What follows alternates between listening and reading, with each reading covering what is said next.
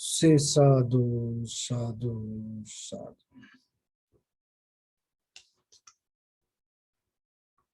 So, dear Dharma practitioners, we are in a time period like revolution happens with the machines technology, with this artificial intelligence and the informations. And day by day, as human beings, we are slowly detached from the reality. And our imagination become bigger and our dreams go higher and disappointment becomes stronger. Sadness, worry, unhappiness, fear, and day by day, and strengthening. So then we have some responsibility as human beings. That is having a spiritual revolution, having a spiritual development. It is very necessary, because otherwise all other things going to overtake this human life. That it is created in our mind, but the thing is, it has power. Your thought has power to sabotage itself. That's why anxiety, depression, sadness, worry, fear, these things come. It is not come from outside. It is itself create inside us. It is another part of mind. But still, if we don't develop the clarity within ourselves, what will happen? Out of your disturbances, that always you're going to share the greed, hatred, and the delusion. So then the spiritual development is very necessary. That's why you practice, you realize, and after you realize, you share it. That is what all this the 2600 years happened with this Buddha's dispensation. You practice and realize and you share. And as then yourself, if you practice properly and realize yourself, and then you have opportunity to share it. If you don't do that, always remember that whoever gain the greed, hatred, or the delusion, the fear or the anxiety or the depression, sadness, worry, disappointment, they're going to share it with others. So then you have to strengthen your part. And when it comes to that, what you have to realize, how you have to practice and what you have to realize. So that's why we practice this meditation. So when it comes to the meditation, it is not a kind of like a mental imagination. It is not a kind of like a create by mind or thoughts. It is not kind of like you get into a dream state. It is not a kind of like you get into a kind of like a cuckoo, mental cuckoo experience. You come to realize in this very moment the natural process of life. For that, there is a method. What is that method? You come, you recognize, you develop the connection to your breathing. And then you find the balance and the center with your body. And then you develop undisturbed mind. This is a very basically what is we practice. You bring the connection to your body, your breathing, and you find the balance with the body. And then you settle down there and develop undisturbed mind. Because once you can get connected to the breathing and find the balance with the body naturally, you get into tranquility state. And as a result of that, you're going to have undisturbed mind. That is the foundation. So from there, you observe your own body. And as we practice today, you observe your bodily feelings, the posture, you can observe the breathing, condition of the mind. And as you know, there are 4 foundations when it comes to the Vipassana level. So when you go with the feelings happen right now, right here. And not related to past, not something related to future. And according to the necessary conditions in this very moment, you can recognize the feelings. So before the Buddha, also people used to observe the feelings. And with their 6 senses, mainly 5 senses, with their eye, ear, nose, tongue, body. And they used to have a very ascetic way of life and stay away from all the perception and detach from this physical world. And then they thought they can get out of these feelings. And they thought that is a great way to practice meditation. But the Buddha's teaching totally different than that. It's nothing to do with the world. And when you perceive the perception, in that very moment, you recognize how you feel. That recognition itself develops your tranquility state. Rather than dealing with rather than resisting or go with the feelings, you observe what you feel. So it is 2 different ways.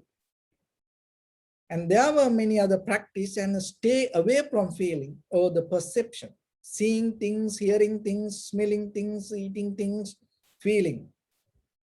Stay away from that.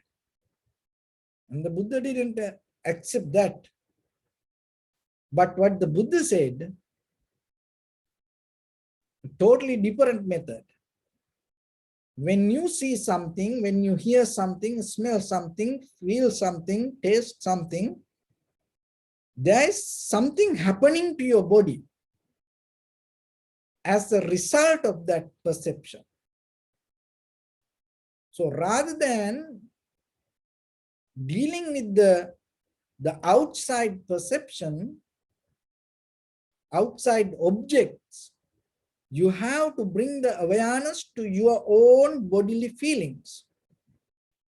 So when it comes to feelings, you can have only 3 kinds of feelings. There is nothing beyond these 3 in this conventional life.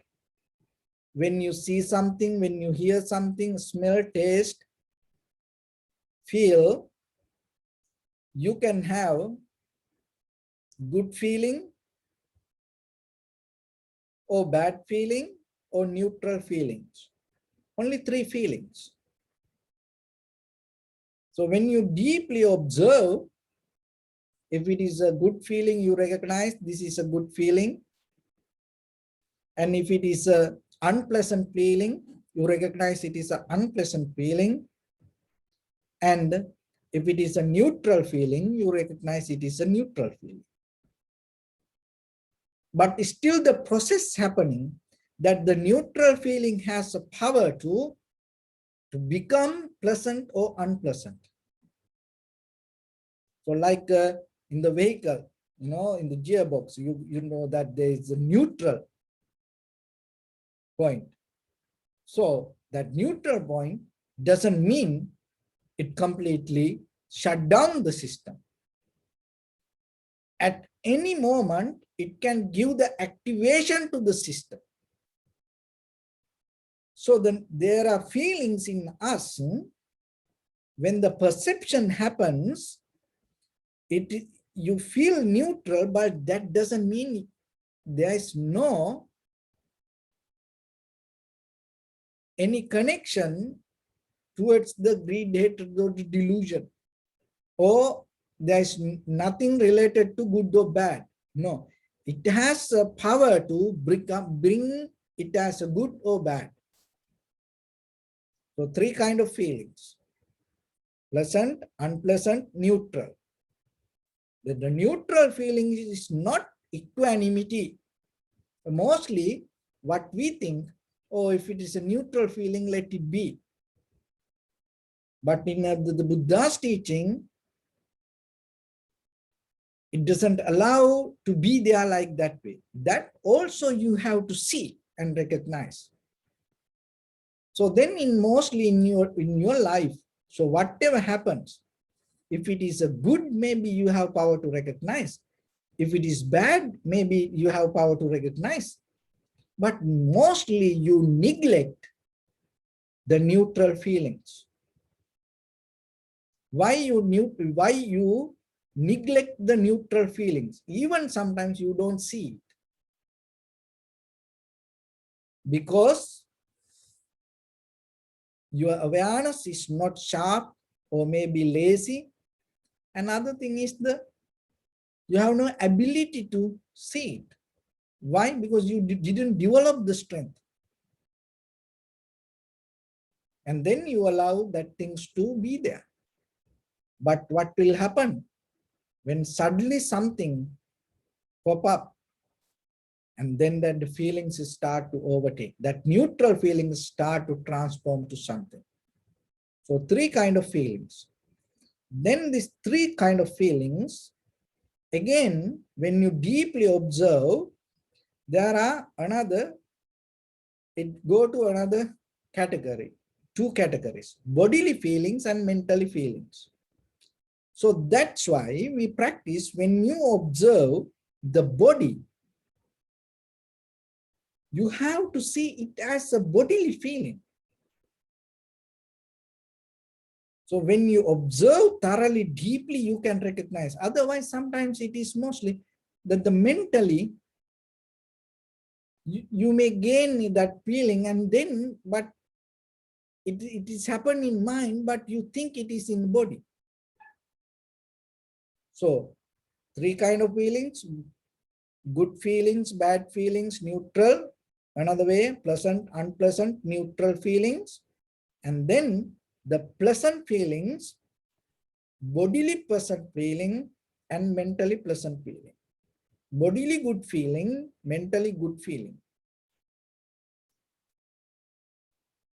So physically, that what you feel.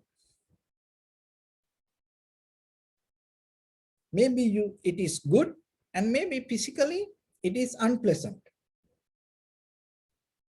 Bodily agreeable feeling and bodily disagreeable feelings. The bodily pleasant feeling, bodily unpleasant feeling. So this is what you have to observe and recognize. If you deeply observe, you will see. You don't need to do anything. Just observe and see it. And then when you develop that, then you recognize another part. That part is mental feelings. So as example, so whatever happened in the past, and whatever may be going to happen in the future, and you reminding it, and by reminding it, you gain a mental feeling. So that mental pleasant feeling and mental unpleasant feeling. Then I'm going to show you a magic. This is the magic happening. When just whatever happened in the past, if you remind it, and in that very moment when you have a mental feeling, in that very moment what happens, the body feeling shut down.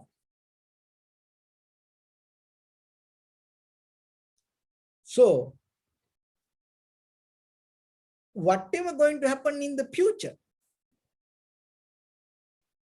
if you reminding and then you gain the mental feeling, there are two kinds of mental feelings: mentally agreeable feeling, mentally disagreeable feeling, desire and resistance. And another way, you feel good and you feel bad, mental feelings. So this is what happens when you think about something good or bad, whatever that tomorrow going to, in that very moment when you come to a mental feeling, in that very moment you disconnect from the physical feelings. There is no way physical and mental, both the active feelings going to be there. So then in your life, mostly in our conventional life, mostly as feelings, we gain mental feelings. Why? Because our mind mostly depend from past and the future. So sometimes when the physical strong feelings arise, you may feel that. But right away when you feel it, mostly what is happening, you bring the mental feelings to top of that your physical feelings. That's mean the memory you put into that, the feelings. Once you put the memory on the top of the physical feelings, anymore it is not a physical feeling, it's become a mental feeling. So whatever the depression, anxiety, the fear, the unhappiness, the worry, sadness, mostly happening because of your mental feelings. So then when you develop the method to observe the feelings, what happened? You clearly going to recognize your physical feelings. So when you recognize that physical feelings, in that very moment, what happens? Your mental feeling disconnect. That's mean your mind disconnect from the past and the future reflection. And then the physical feelings happening right now, right here. So then your mind come to the present moment. And then once you recognize that, if you see it is a good feeling or the pleasant feeling or the unpleasant feeling or the neutral feeling, that recognition itself is what we call the awareness. So again and again, when you observe thoroughly, deeply, not partially, not kind of like a superficial way, it's completely, when you develop the attentive awareness, so whatever the physical feelings that you have, or the mental feelings that whatever you have, you can see something with that feelings.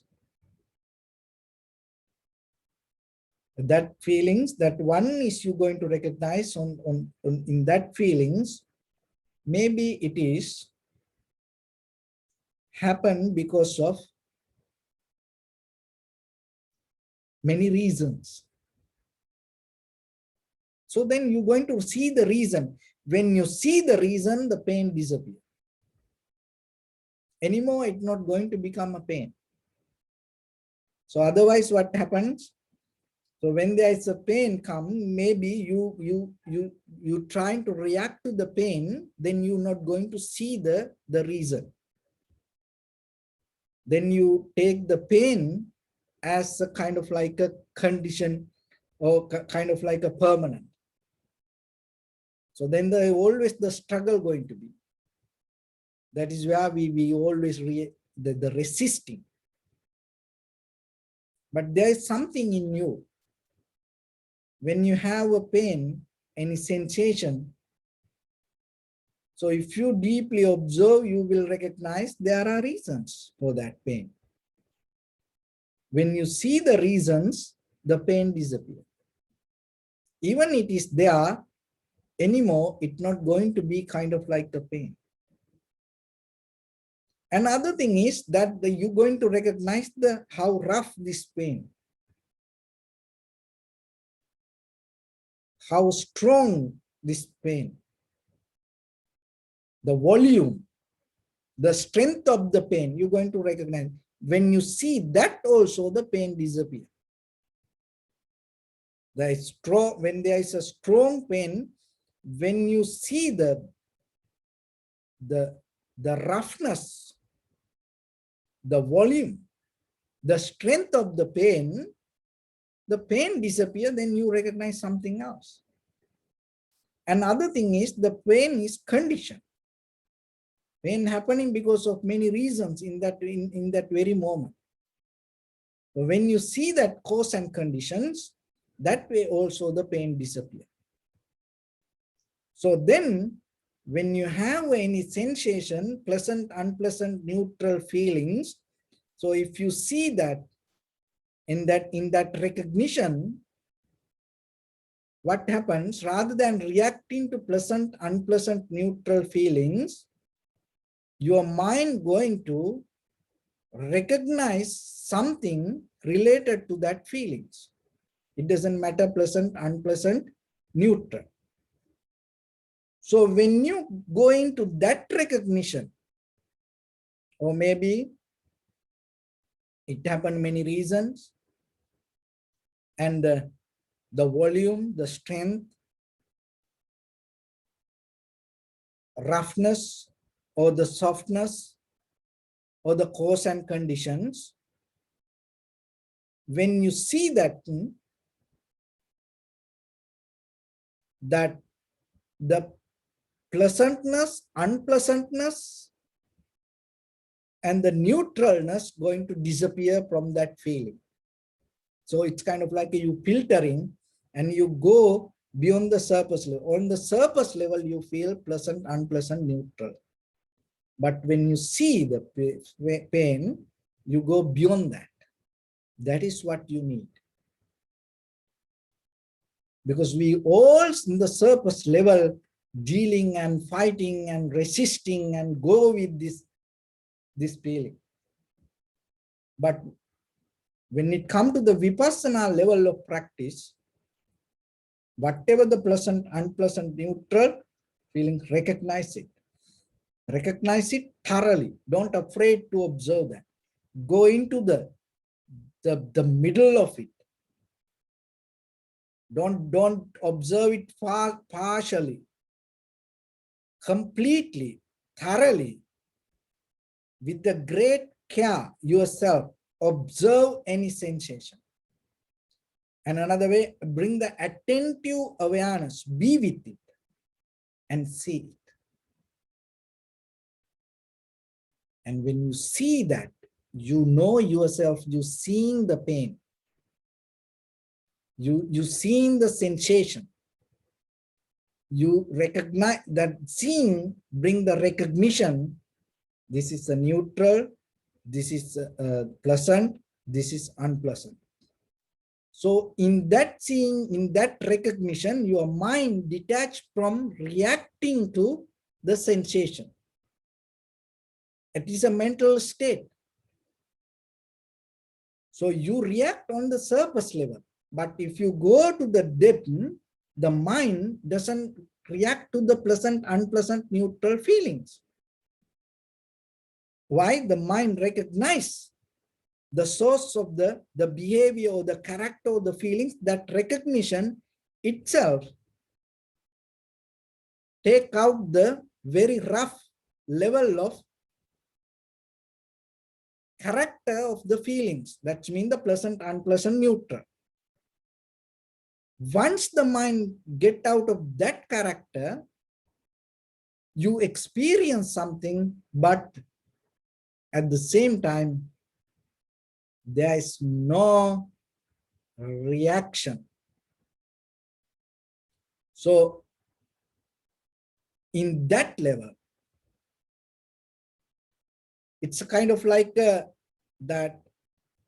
it is a indifferentness, that there is no different in that feelings. When you come to that, it is called equanimity. So it's like you go above this level of the place you're sitting, and you go above. And when you go on a certain level, you go beyond this orbit. And in that certain level, what will happen? You're going to see the sun without day and night. When you go to the higher in this sky and go above this little by little, in a certain level, you can see the sun without experiencing day and night. But now in this level, we experience the sun with the day and night. So your mind has power now in the surface level. In conventional life, that experiencing feeling is kind of like this we experience in day and night. We always have difference. So there is no that we cannot understand. Without night, we cannot understand the day. The same like without that unpleasant, we cannot understand what is pleasant. And because of that, we always in a journey to react, go with something, go with something, go with something. But there is a level in your mind you can reach. If you come to a point, settle down with the breathing and finding the balance with your body and developing undisturbed mind, and slowly start to observe without reacting to any feelings or the sensation. When you keep observe little by little, you're going to recognize the behavior or the character of the sensation. And once you recognize that, you're not going to compare, or you don't see the difference in that feelings. In that level, you come to a point, anymore it is not a feeling. So in a conventional level, that sometimes it is a puzzle for us. So what we see, what we experience, now in conventional life, we accept it as feelings. But it is happened because in the surface level, rough level, in a very conventional level, with the memory, in this physical, we're going to experience it. But when you go deeper, detach from that, when you go deeper, that right now, right here, what is happening with you is nothing to do with pleasant or unpleasant or neutral.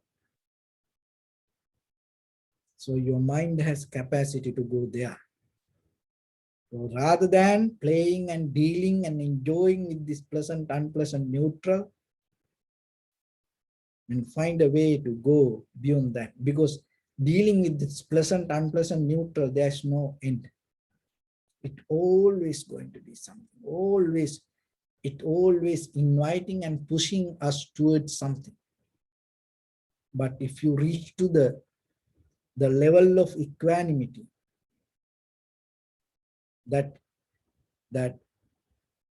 if you find the foundation with indifference feelings, that means that the equanimity,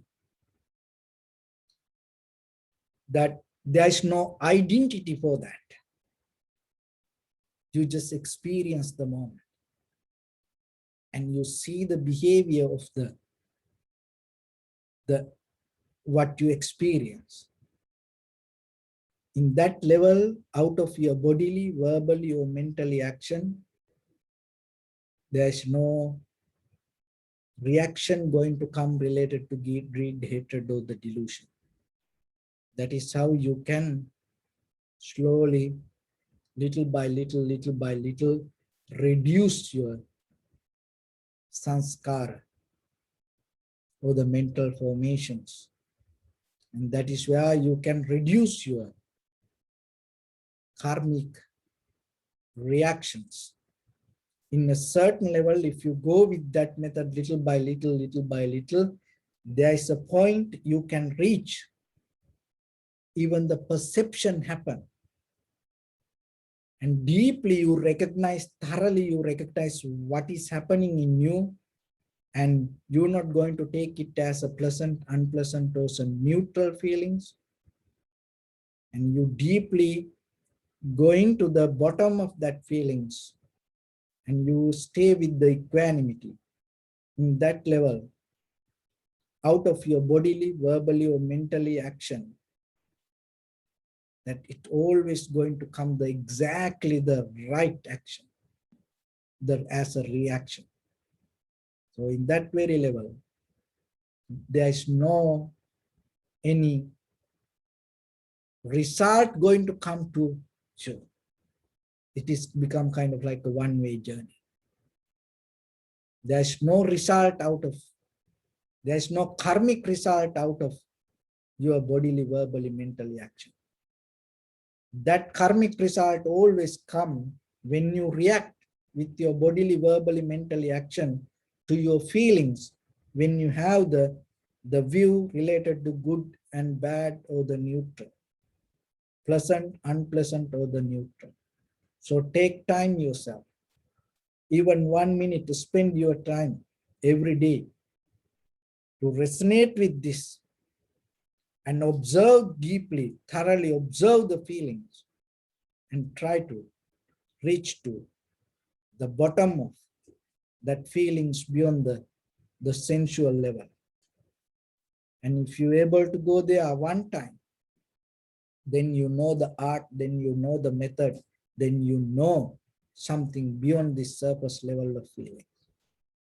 Once you have that experience in this human life, whatever the feelings you gain, sensation you gain, you always look beyond that sensation. So that is where your liberation, your transformation, your ultimate bliss of Nibbana, you can experience. So with that, I bless upon everyone with this good practice. May all of you be well, happy, and peaceful. May no harm come to you. May no difficulties come to you. May no problems come to you. May you also have the patience, courage, understanding, and determination to meet and overcome inevitable difficulties in your life. During this time period, may everyone stay healthy and safe. And finally, may all of you attain supreme bliss of Nibbana. Sabbityu vajjantu sabbarogo vinasatu mate bhavatantarayo sukhi digayuto bhavat. Ittavata cham sampadam punya sampadam. Sabbe deva anumodantu sabba sampatti siddhya. Sabbe bhuta anumodantu sabba sampatti siddhya. Sabbe satta anumodantu sabba sampatti siddhya. Idam me punya kammang asavakkaya vaham hotu. Sabba dukkha pamuncatu. Yes.